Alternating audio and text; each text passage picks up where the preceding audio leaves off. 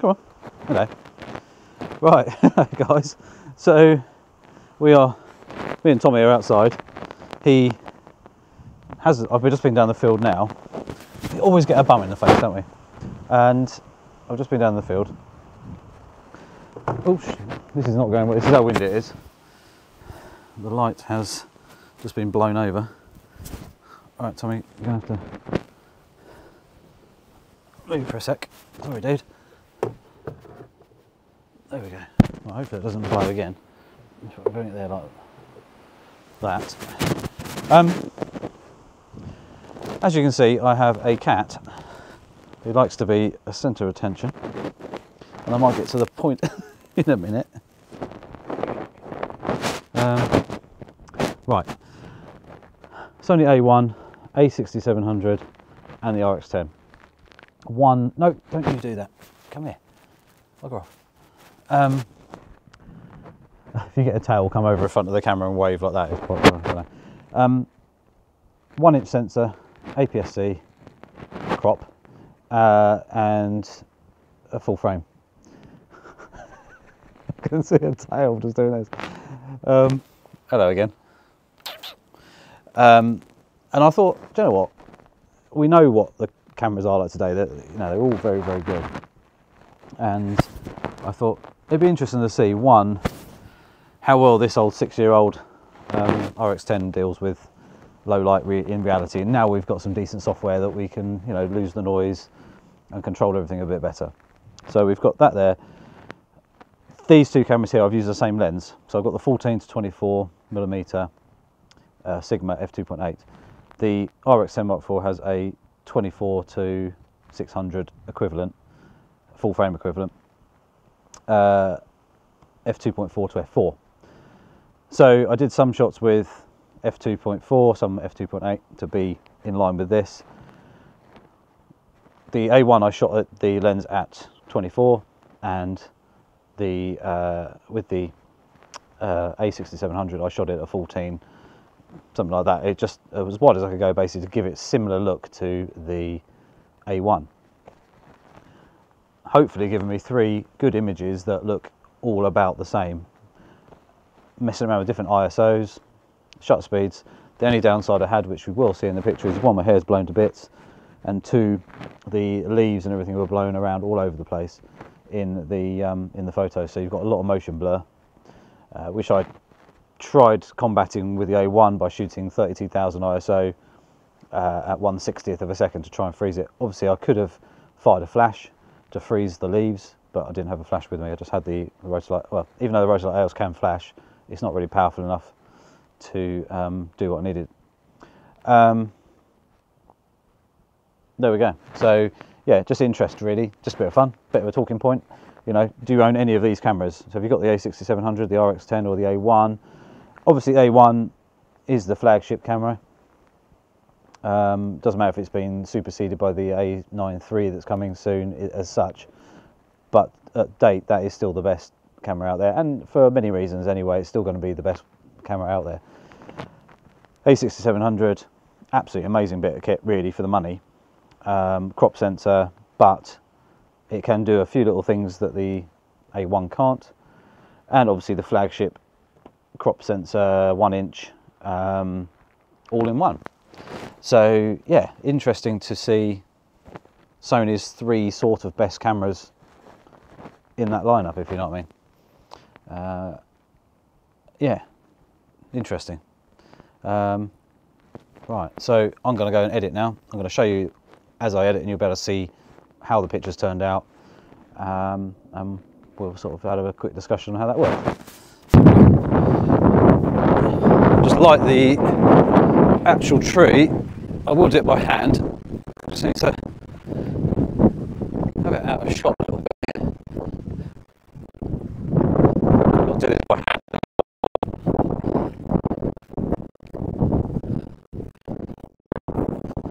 Bit of a test really. There we go. So that's nicely lit. Don't know if the microphone's still working, but you can see me walking back up hopefully. Be interesting to see. So Lowlight AOS is at 100% now, and it's lighting the tree 25-30 feet away from it. So there we go. That's anyway, I can see that quite nicely actually. Right, now we've got focus on it, so we shall take a shot. That's I'm expecting Tommy the cat to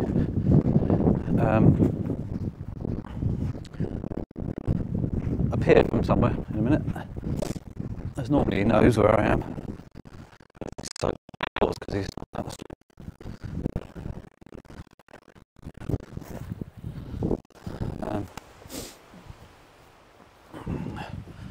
question is, do we have it, I think over here, out of visible view,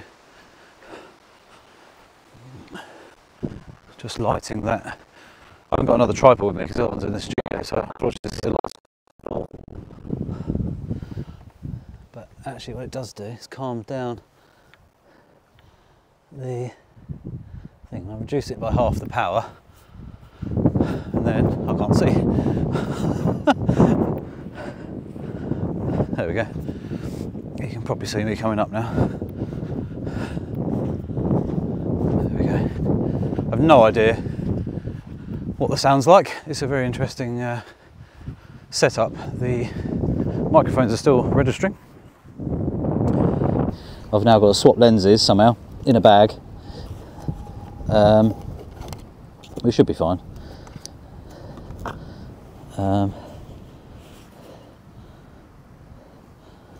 And then go from there. So that's that one. Take that off, and then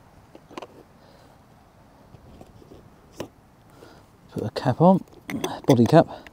Right, body cap is on the A1, and the lens is now on the A6700, and my torch is here.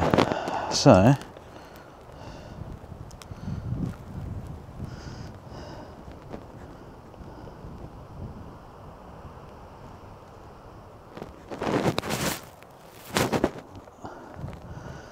what we're going to do now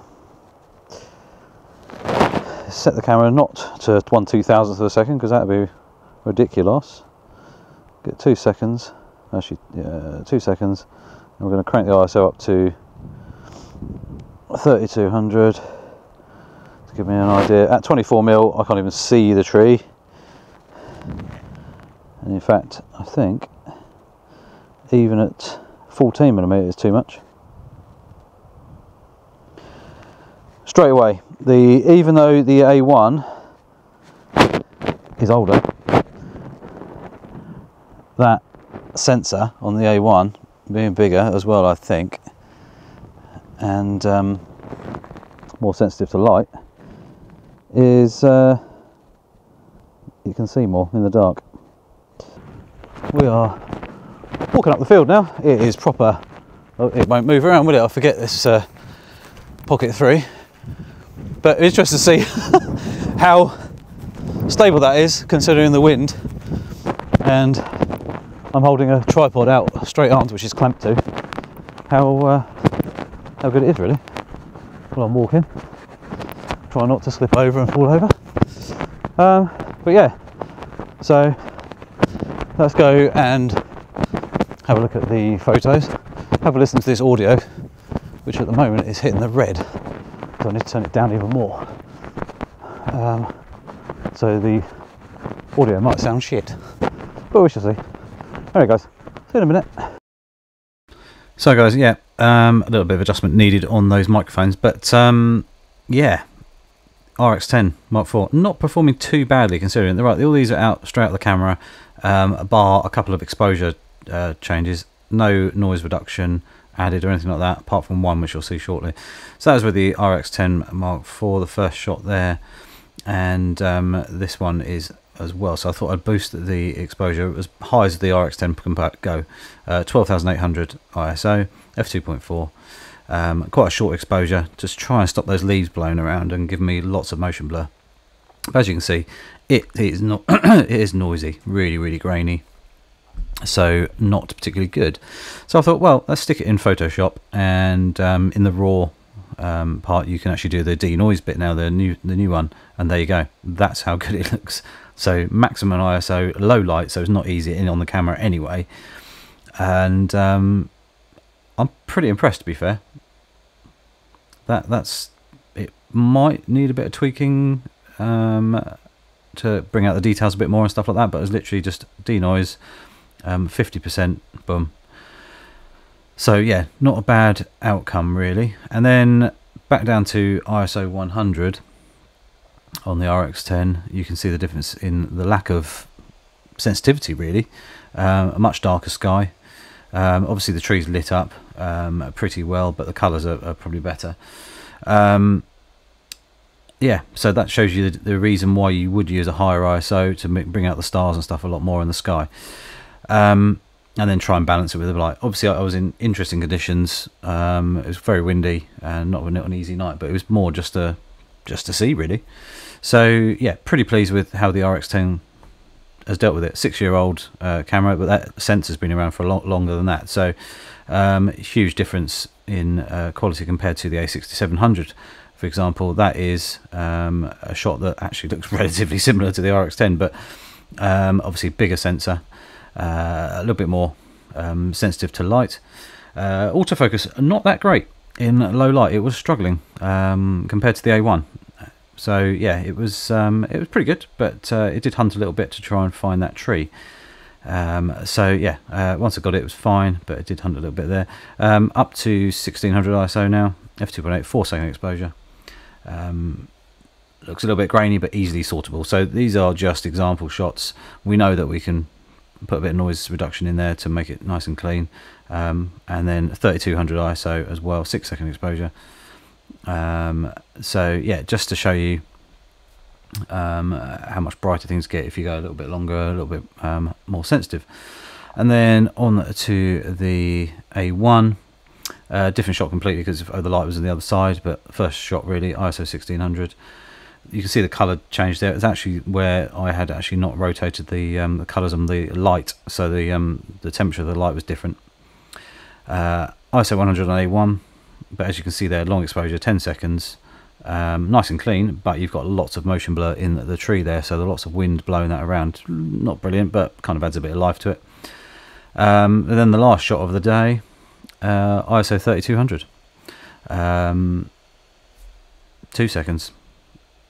Not bad at all, but you know, it's still grainy, like any camera would be.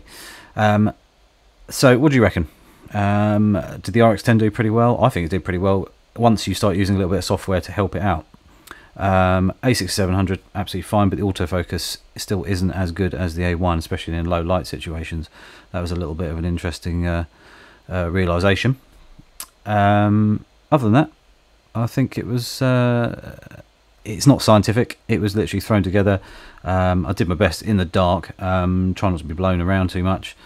But I just thought it'd be interesting for anybody to see if they were thinking about maybe upgrading to an APS-C A6700 versus the RX10, for example, or if you've got a crop sensor and you want to go full frame. That's kind of the differences you will see. The exposure times on the A1 were definitely slightly different. It is definitely more sensitive to light, but it's a larger sensor, so it's going to be. Yeah, that's it really. Don't forget to click the subscribe button, do a notification bell as well. Feel free to leave some comments below. Let me know what you think. Which camera do you use, etc, etc. Is there anything you would think would do better or worse in certain situations? Let me know. Ciao for now.